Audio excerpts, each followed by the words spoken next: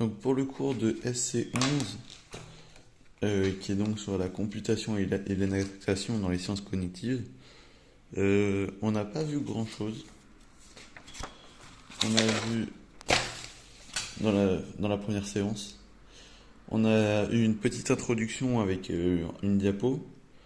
Ensuite, on nous a dit que que dans ce chapitre, la computation, la partie computation, se rapporte un peu au fait de calculer et que l'énactation se ramène en fait. Enfin, au niveau de. En fait, la computation et l'énactation, c'est une façon de voir la pensée.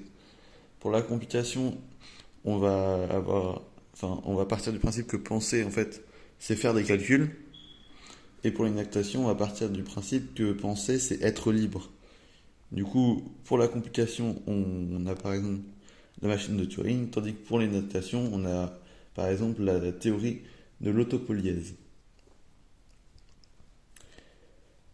Le professeur nous avait donné comme conseil de comprendre, enfin dans la vie, de comprendre tout ce qui se passe quand on automatise quelque chose, enfin quand on utilise quelque chose qui est automatisé.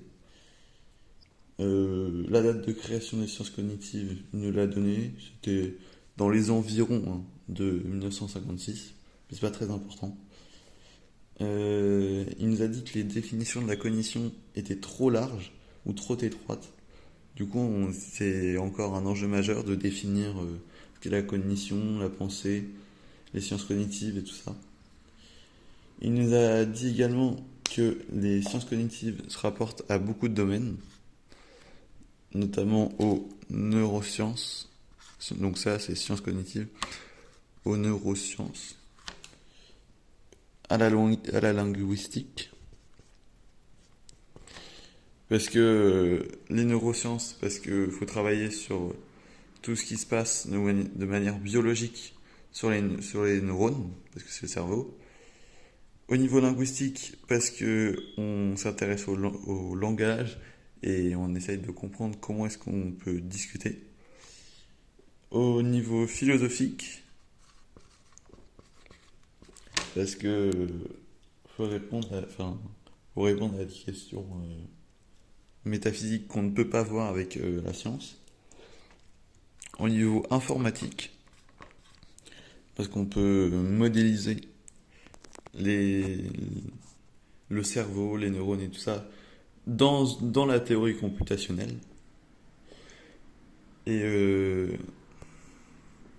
par exemple, on peut faire des IA et tout ça. Et au niveau psychologique,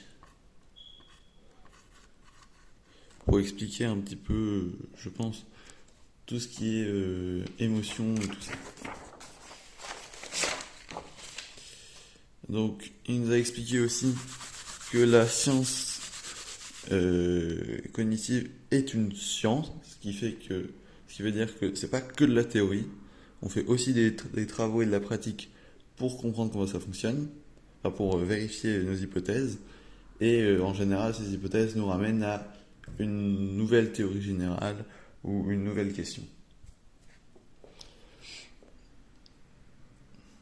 Et récemment, on a créé entre la computation et l'énactation quelque chose qui est ni vraiment dans l'un ni vraiment dans l'autre, et qui serait du coup les réseaux de neurones. Donc on imagine du coup que le cerveau fonctionne à travers tout un réseau de neurones, sauf que du coup c'est forcément que biologique parce que ça, ça se réfère à notre corps.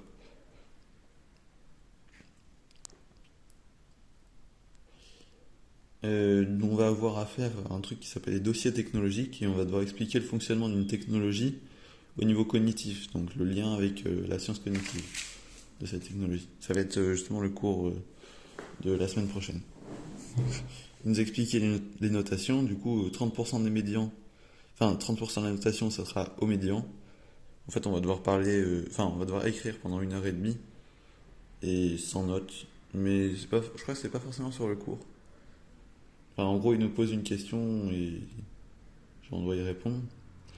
Ensuite, 30% de la note, ce sera dans les exposés, la participation, la présence, tout ce qu'on fera en classe. tout ce qui ne sera pas dans les examens. Et 40%, ça vient de l'examen final, où il va nous poser une question qui a quand même un rapport avec le cours, mais où en fait, il faut surtout y réfléchir. Ça n'a pas forcément beaucoup de lien avec le cours. Il faut juste avoir compris le cours. Et on peut même venir avec ce qu'on veut. Si on veut ramener un ordinateur avec Internet, on peut. Donc, elle nous a invité à lire Invitation aux sciences cognitives et faut-il craindre l'intelligence artificielle. Et voilà.